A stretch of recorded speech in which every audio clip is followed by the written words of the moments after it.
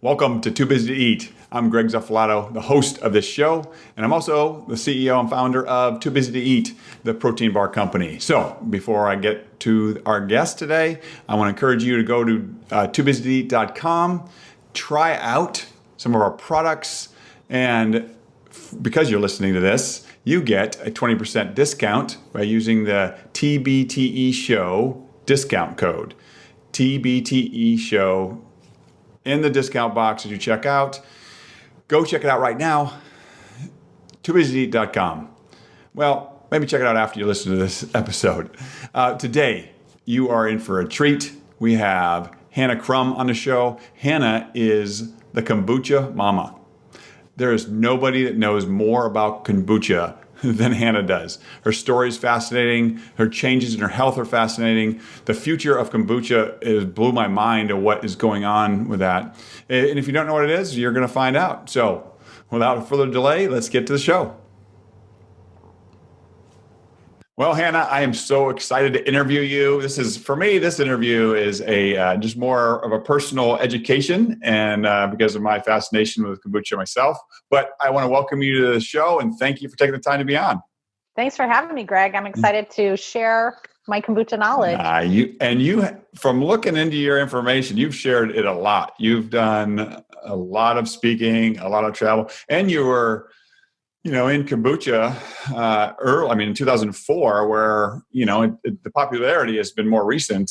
It's been around forever, but, the popularity here in the United States has been recent.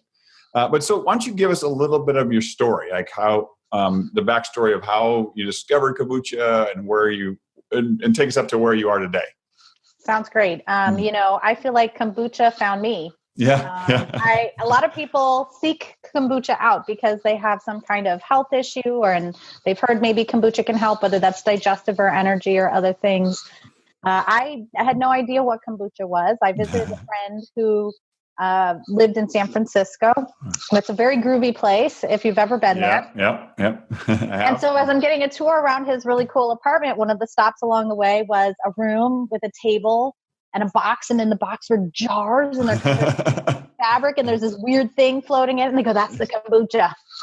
Never heard of it, had no idea what it was. We didn't even get to try it because it wasn't ready. Right. But this was the early 2000s, and in Los Angeles, luckily, it was everywhere. So I went to Whole Foods, I grabbed a bottle, cracked it open. Yeah.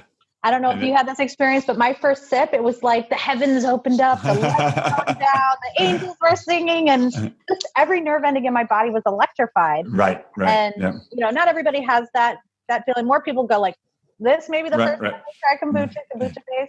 But for me, I love that salty, sour flavor. I was the girl sneaking the pickle juice and killing at me. So love that flavor. Yeah. It just resonated with me. And, as often happens, my thirst outgrew my budget. Right. I had seen the mysterious jars. I said, well, I better just get myself some jars. So I checked out every book at the library. Being in LA, I was able to source a SCOBY locally and just started brewing. And this was kind of unusual for me because I was a standard American diet, still doing the college foods, microwave, ramen, all that stuff. So this was a little bit out of my comfort zone to be making my own kombucha, but it's a testament to how easy it is to make. Yes. If you can boil water, you can make kombucha. That's really, that's really it. Right. Then in 2004, I took an artist way class. I don't know if you're familiar with that. It's this great program where you do morning pages and you kind of just get in touch with your inner artist. And what spoke to me was I need to teach people how to make kombucha. And again, my husband was like, what? You're just making tea. What's so hard about that? Well, they need an ambassador. Right. The thing that we don't have right now is our grandmas or our grandpas or someone we know and trust and love who's educating us on these really fantastic traditional fermented foods. And so SCOBY, as you already know, Greg, I think you should make it. It's kind of weird. It is at first. Yep. And so having a friendly face who can say, hey, you know what? This is weird, but it's totally safe. It's cool. You're going to enjoy it. Just really helps people. So that's when I started Kombucha Camp as a workshop in my home, teaching people how to make it. And then in 2007, everyone was blogging. It was a new word. You had to have one. So I also took my information online. I was frustrated with the lack of quality information. There's a lot of scare stories and random things out there. And so this was a way for me to share the authenticity of my experience with kombucha and how much it had helped me and others. And that's where kombuchacamp.com was born. And through that, people started asking for cultures or for different supplies. And so I was like, well, sure, here's a culture here, here's a culture there. And then in 2010, they took all the kombucha off the shelves.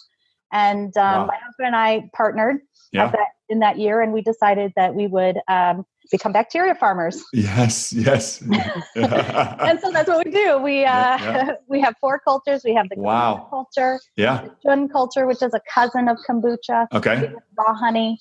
We also do milk kefir and water kefir. So those are the cultures we love and share with others. And and in 2010, as you know, they took all the kombucha off the shelves, and it became obvious that the industry needed a focal point, a way to come together. And because for many years we've been reaching out to the different brands and interviewing them on our blog and such, we kind of they nominated us, we took up the challenge. That's and great. Started Kombucha Brewers International, which is the trade association representing the industry. And we started with 40 members. In 2014, we're almost 200. Oh, wow. Just a testament to how quickly this is growing. And, what's really great is all the research on the human microbiome is the internet, of course, and just this growing awareness of how vital it is we have the right kind of bacteria and diversity in our life. So I've been very fortunate to help that industry grow. Yeah, that is fantastic. That's a great story. And so that now,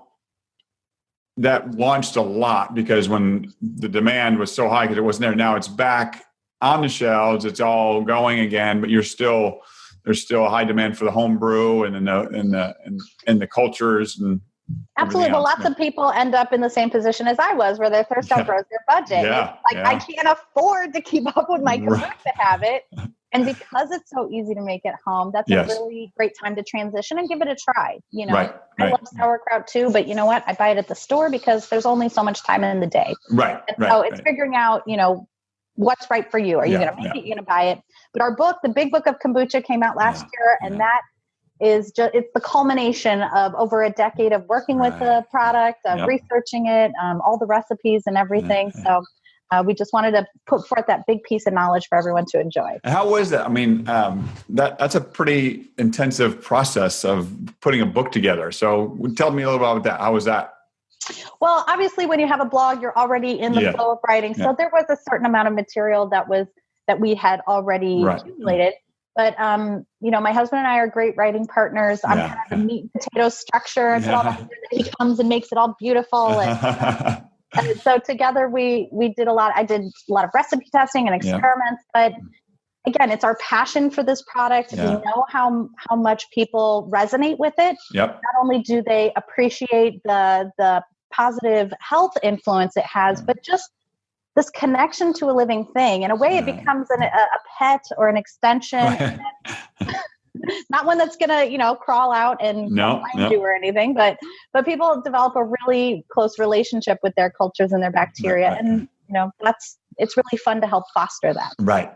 Yes. No, it is a fascinating experience and watching it growing and you're drinking your special brew right there. Indeed. Yeah. Well, and so when you made it, how did you find the process? Were you nervous at first or? Well, I have a really good friend that has been doing it for several years, and he just basically, he provided me the initial starter of everything, and just got me going. And he basically all the things that people may come across that were maybe negative if you come across them, he put me at ease on all of them, and he backed it up with different information. And he's been brewing for a number of years, so it was pretty easy. To transition for me. Yeah.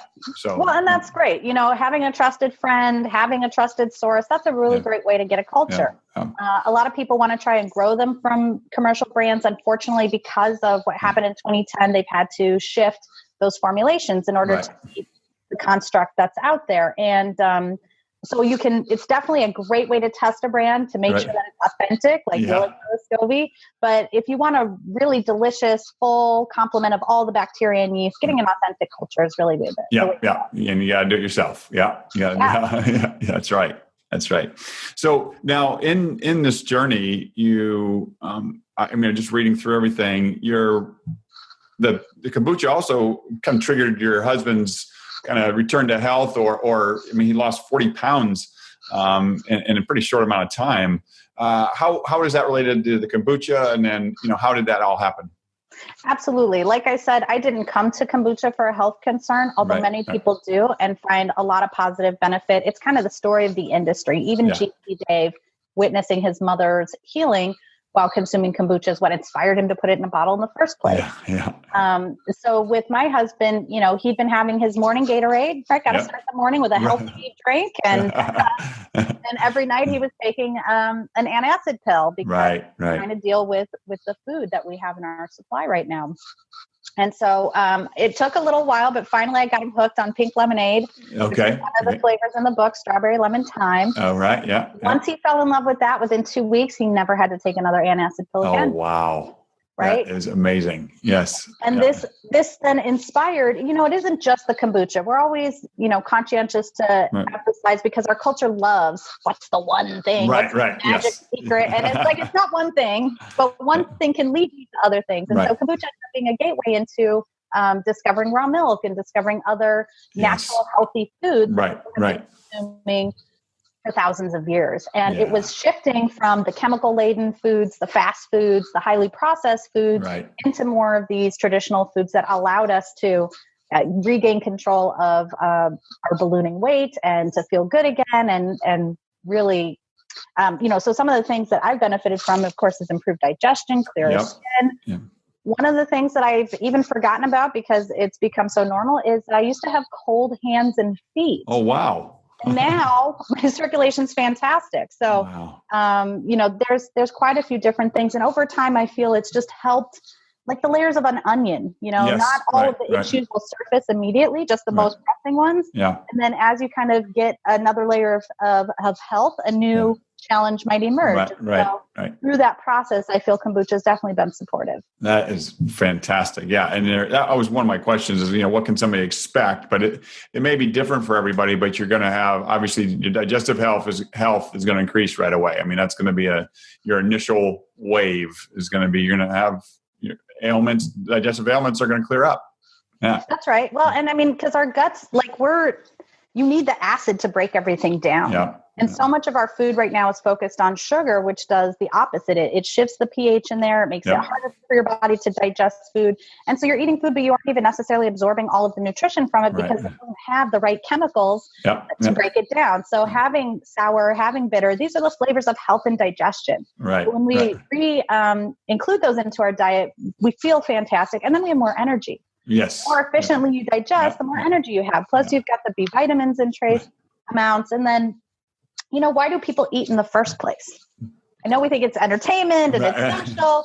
The reality is this body cannot function unless we're making certain enzymatic reactions or retaining certain types of nutrition. And so kombucha does that. It gives you this nutrition in a living form that your body's evolved to recognize and instantly utilize. And so that can also help to curb cravings. And, I've heard a lot of people say, I was so hungry mid-afternoon. I grabbed a kombucha. I felt fantastic. And I didn't need to, munch on anything else. So it can definitely be for folks who are on the go and needing something real quick. This can be a great, add it in and then have your meal later. Right. You can get them, carry them through and get them healthy at the same time.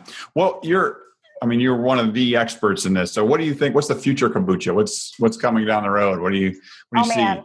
So many great things. We're tip of the iceberg with kombucha. It's what I call a snout to tail product. The tea leaves can be composted. The scobies themselves are being utilized for different things. They're being turned into biodegradable fabrics. Oh, wow. That has something space with the hope that they can grow this cellulose out there and then, mitigate the amount of product they need to carry with them on the space shuttle, reduce the weight of things they have to carry. We've seen the cultures developed into living bandages. So there's so many applications that are yet to be fully explored that I think we're going to see it continued to be an important product, not just as a food or beverage, but in many other areas as well. Wow. I haven't heard of any of that. That's fantastic. That's pretty exciting. Because you're talking about sustainable. I mean, it's using all aspects of it for our benefit. It's great. Well, even if you just compost it, the bacteria are going to help break down everything in the soil. I throw them in my compost bin and they just disappear. I'm like, where'd they go? I don't know where they went, but they're really fantastic in the garden too. That's great. So, what's if somebody was to? Well, first, before I ask you that, you travel a lot. I was looking at your bio. You've been everywhere. Is that educating people on kombucha, or is it you just like to travel, period?